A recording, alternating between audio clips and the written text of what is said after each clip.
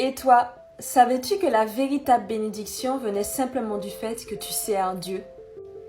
Hey love, alors tout d'abord, bonne année à toi. Alors je reviens aujourd'hui pour te parler de la bénédiction. Alors c'est sûrement un thème qui va revenir plusieurs fois en ce mois de janvier car c'est une nouvelle année et évidemment on souhaite être béni, on souhaite également mettre en place des résolutions et je pense que comprendre ce qu'est réellement une bénédiction pourra changer votre perception de cette chose.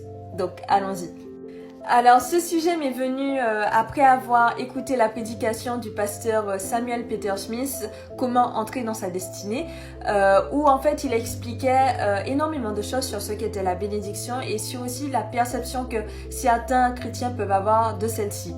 Alors effectivement je me suis rendu compte que dans le milieu chrétien, surtout dans les pays occidentaux, des pays qui ne font pas face à la persécution, une persécution qui est brutale, beaucoup pensent que la bénédiction est forcément financière, est forcément matérielle, elle peut être immatérielle, mais comme par exemple le fait simplement d'avoir des enfants, le fait simplement de se marier. Alors évidemment, Dieu bénit de cette façon aussi, mais il faut savoir que le simple fait d'avoir cette opportunité de servir Dieu, c'est une bénédiction. Le simple fait de pouvoir être utilisé par Dieu est une bénédiction et il faut vraiment qu'on puisse prendre conscience de cela parce que peu importe les circonstances, peu importe le fait qu'on soit malade, le fait qu'on soit pauvre, le fait qu'on n'ait pas de travail, le fait qu'on n'ait pas de famille, toutes ces choses, peu importe, le fait simplement d'être utilisé dans la volonté de Dieu, de marcher selon la volonté de Dieu fait de toi quelqu'un de béni. Lorsqu'on voit l'histoire de Jean-Baptiste qui,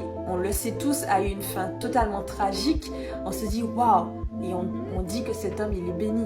Il a été béni. Oui, il a été béni parce que il a parlé de Jésus, parce que il a fait la volonté de Dieu et c'est comme cela qu'on voit qu'on est béni. Alors toi aussi, si tu peux simplement faire la volonté de Dieu, si tu as vraiment ce cœur de servante ou de serviteur, tu es dans la volonté de Dieu, tu es béni. Même si tu ne reçois rien en retour, tu es béni et c'est ce qui compte le plus. Quand je vois aussi l'histoire de Marie qui a été une femme que tout le monde dit qui a été bénie parce qu'elle a pu porter Jésus-Christ dans son ventre et c'est vrai, mais lorsqu'on voit comment elle a accouché, dans les circonstances dans lesquelles elle a accouché, quand elle a dû faire face au niveau même psychologique, le fait de voir que tous ses enfants aussi sont morts juste parce que Jésus devait naître, le fait de voir son fils mourir sur une croix, le fait de voir que son fils a été persécuté. Est-ce que vous voyez en fait tout ça?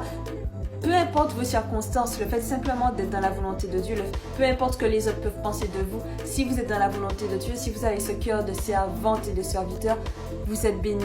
Et c'est vraiment ce que je veux vous faire comprendre. Voilà, soyez bénis.